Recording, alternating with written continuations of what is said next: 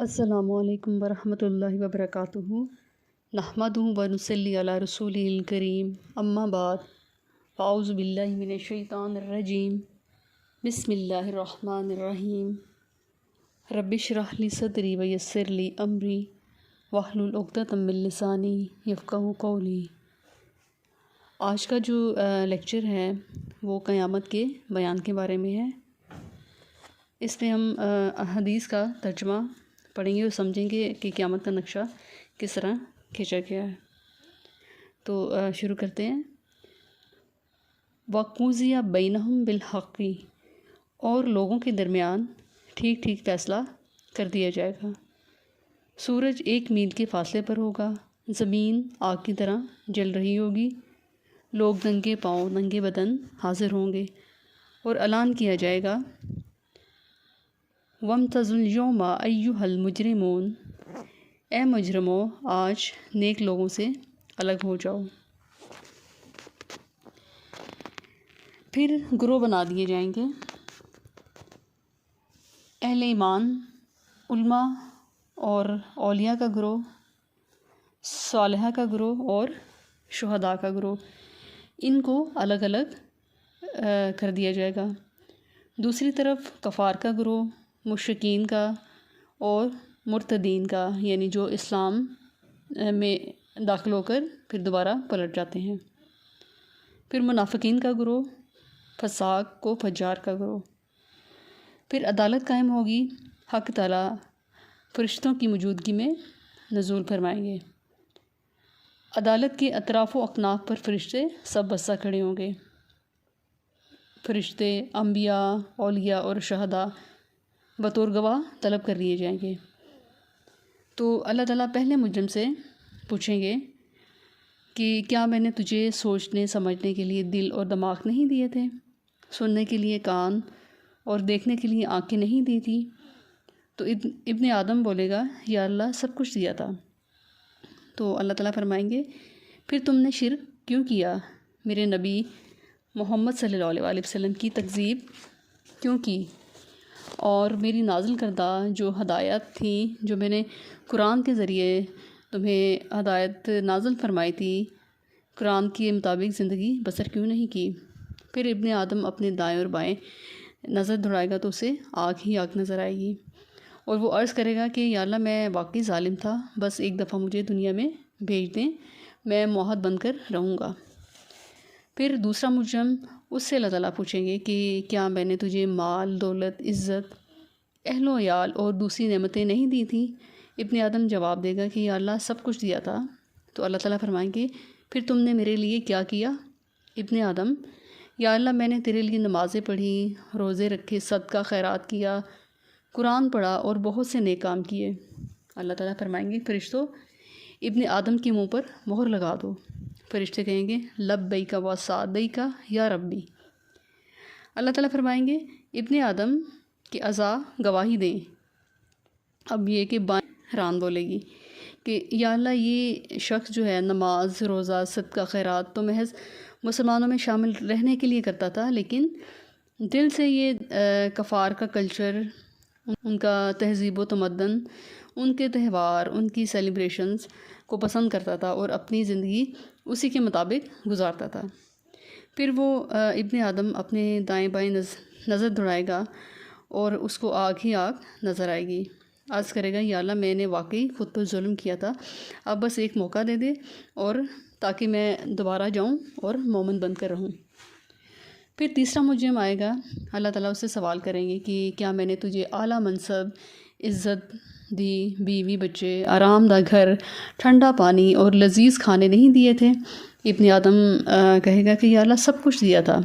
تو اللہ تعالیٰ فرمائیں گے، تم میرے پسندیدہ دین سے الٹے پاؤں کیوں پھر گئے؟ ابن آدم کہے گا کہ یا اللہ کافروں کی طاقت، قوت اور غلبہ سے خوفزدہ ہو کر۔ تو اللہ تعالیٰ فرمائیں گے، کیا میں اس بات کا زیادہ حقدار نہیں تھا کہ تم مجھ سے ڈرتے؟ ابن آدم کہے گا کہ یا اللہ لیکن تو نے مجھے اندھا کیوں اٹھایا، میں تو دیکھنے والا تھا۔ اللہ تعالیٰ فرمائیں گے، جس طرح دنیا میں تم نے ہمارے احکام سے منہ موڑا، اسی طرح آج ہم بھی تم سے منہ موڑ رہے ہیں۔ تو ابن آدم اپنے دائیں بائیں دیکھے گا، اسے آگ ہی آگ نظر آئے گی۔ عرض کرے گا یا اللہ میں واقعی ظالم تھا، بس ایک دفعہ مجھے تو دنیا میں بھیج دے، پھر میں آپ کی اور آپ کے رسول صلی اللہ علیہ وسلم کی اطاعت کروں گا۔ چوتھا مجرم، اس سے اللہ تعالیٰ سوال کریں گے کہ کیا میں نے تجھے دنیا میں حکومت، اقتدار اور اختیارات نہیں دیا تھا؟ ابن آدم یا اللہ دیا تھا۔ اللہ تعالیٰ فرمائیں گے کہ تم نے نظام صلاۃ نافذ کیوں نہ کیا، یعنی نماز کا نظام اور زکوٰۃ کا نظام کیوں نہ نافذ کیا، اسلام کا نظام، عزت کا، عصمت کا، عفت کا، تو حدود یہ نافذ کیوں نہ کی، میرے دین کا راستہ کیوں روکا، میرے دین کے راستے سے کیوں روکا؟ تو وہ پھر ابن آدم اپنے دائیں بائیں دیکھے گا، اسے ہر طرف آگ ہی آگ نظر آئے گی۔ عرض کرے گا کہ یا اللہ میں تو واقعی ہی ظالم تھا، بس ایک موقع دے، اور جب میں واپس جاؤں گا تو پھر تیرے دین کا مددگار بن کے رہوں گا۔ اسی طرح پھر پانچواں مجرم آئے گا، اللہ تعالیٰ اس سے بھی کچھ اسی طرح کے سوالات کریں گے کہ کیا میں نے تجھے وسیع و ریز جاگیریں نہیں دی تھی، سرداری نہیں دی تھی، اور بے حد و حساب مال و دولت اور عزت عطا نہیں کی تھی؟ ابن آدم ہاں یا اللہ سب کچھ عطا کیا تھا۔ تو اللہ تعالیٰ فرمائیں گے کہ کیا نوشی محفلیں سجانے کے لیے، یتیموں، بیواؤں، غریبوں اور مسکینوں کی عزتیں لوٹنے کے لیے، چوری ڈاکے، اغوا اور قتل کروانے کے لیے؟ پھر وہ ابن آدم اپنے دائیں بائیں دیکھے گا اور اسے ہر طرف آگ ہی آگ نظر آئے گی، اور عرض کرے گا کہ یا اللہ میں واقعی ظالم تھا، بس ایک اور موقع دے دیں، میں نیک بن کر رہوں گا۔ تو اللہ تعالیٰ فرشتوں سے فرمائیں گے کہ فیصلے کا اعلان کر دو۔ فرشتے الا لعنت اللہ علی الظالمین، یعنی سنو ظالموں پر اللہ تعالیٰ کی لعنت ہے۔ پھر روشنیاں گل کر دی جائیں گی اور بال سے باریک تلوار سے تیز پل صراط سے گزرنے کا حکم ہوگا۔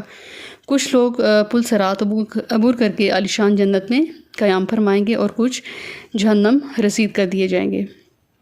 پھر اس کے بعد آخری اعلان کیا جائے گا، یا اہل الجنتی و یا اہل الناری خلود لا موتا، یعنی اے اہل جنت اور اے اہل جہنم، اب ہمیشہ ہمیشہ کی زندگی ہے، کسی کو موت نہیں آئے گی، اور یہ ترمذی کی روایت ہے۔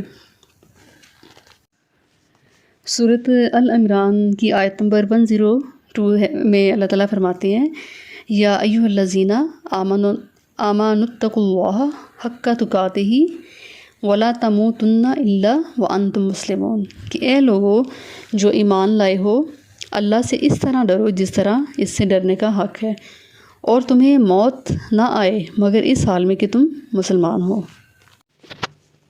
تو اس حدیث سے معلوم ہوا کہ انسان جو ہے اس زندگی میں آزاد پیدا نہیں ہوا کہ وہ جو چاہے کرے، دنیا میں بھی مزے اور پھر جنت بھی اس کی۔ نبی پاک نے فرمایا کہ یہ زندگی جو ہے مومن کے لیے ایک قید خانہ ہے، یعنی قید خانہ جو ہوتا ہے وہ اس میں انسان کی اپنی مرضی نہیں چلتی کہ جو چاہے کرے اور جو چاہے نہ کرے۔ تو جس طرح ہم لوگ اپنے مومنٹس کو کیچ کر لیتے ہیں نا، دنیا میں کوئی فنکشن ہو، کوئی سیلیبریشن ہو، تو بعد میں جب چاہیں ہم دیکھ لیں، تو اسی طرح ہمارا ہر عمل جو ہے وہ کیچ ہو رہا ہے، یعنی ہم لوگ اس وقت انکار نہیں کر سکیں گے کہ اللہ تعالیٰ ہم نے تو یہ نہیں کیا، یہ گناہ نہیں کیا، انکار کی کوئی گنجائش نہیں ہوگی۔ ایون کہ اللہ تعالیٰ فرماتے ہیں کہ انسان کے جو اعضاء ہیں وہ اس کے خلاف بات کریں گے۔ تو ہمیں جو ہے ہوش کے ناخن لینے کی توفیق ہونی چاہیے، اور تقویٰ کی بنیاد پر زندگی گزاریں، کیونکہ زندگی اتنی زیادہ رنگین ہے کہ انسان جو ہے نا اس میں کھپتا ہے تو کھپتا ہی چلا جاتا ہے۔ کوئی نہیں پتہ کہ شب و روز کیسے جو ہے نا فضولیات میں انسان گزار رہا ہے، بنا سوچے سمجھے، جسٹ ٹائم کل کرنے کے لیے۔ کبھی انسان کوئی چیز کرتا ہے، کبھی کوئی چیز کرتا ہے، اسے کچھ اندازہ نہیں ہے کہ اس کا جو اصل مقصد ہے وہ کیا ہے۔ تو جسٹ جو ہے اپنی جو انرجی ہے جسٹ فار فن کے لیے ایسے ضائع کر رہے ہیں کہ انسان جو ہے نا بالکل اس چیز سے غافل ہو چکا ہے کہ اس کا جو اصل مقصد ہے وہ کیا ہے۔ تو آج جو ہے انسان اپنا مقصد حیات بھول گیا ہے، اور اپنا مقصد جو ہے پانے کے لیے انسان کو چاہیے کہ قرآن سے رابطہ کریں۔ تو اللہ تعالیٰ سب کلمہ گو مسلمان جو ہیں اور جو کافر ہیں، جنہوں نے کلمہ نہیں پڑھا، ان کے لیے بھی ایسے راستے ہموار کرے کہ وہ ایمان لے آئیں۔ اور تو اصل میں بات یہ ہے کہ مسلمانوں کو اپنا جو مقصد حیات ہے وہ بھول گیا ہے۔ تو انسان کو اپنا مقصد پانے کے لیے کہ اس کا مقصد کیا ہے، اس کی یاد دہانی کے لیے اللہ تعالیٰ نے قرآن دیا ہے۔ انسان کو چاہیے کہ وہ قرآن سے رابطہ کرے۔ انسان کو ایک لمحہ بھی احساس نہیں ہوتا کہ ہم کر کیا رہے ہیں، ہم جو کچھ کر رہے ہیں، جو باتیں کر رہے ہیں، کہ اس کو تولا جائے گا۔ تو اب یہ کہ دعا ہی کر سکتے ہیں اپنے لیے بھی اور دوسروں کے لیے بھی، کہ اللہ تعالیٰ جو ہے نا دین پر ثابت قدم رکھے، اور جو آخرت میں جو یعنی موت کا ٹائم ہے وہ بہت اچھا ہے سب پر۔ اللہ تعالیٰ نے اس کے لیے ایک دعا بھی بتائی ہے دین پر قائم رہنے کے لیے، کہ یا مقلب القلوب ثبت قلبی علی دینک، یا مصرف القلوب صرف قلبی علی طاعتک، کہ اللہ تعالیٰ میرے دل کو اپنے دین پر ثابت قدم رکھ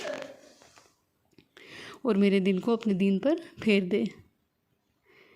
تو سب سے بڑھ کر جو ہے نا دلی طور پر انسان جو ہے نا متقی بنے، یہ نہ ہو کہ دل سے اور باتیں، زبان سے اور باتیں۔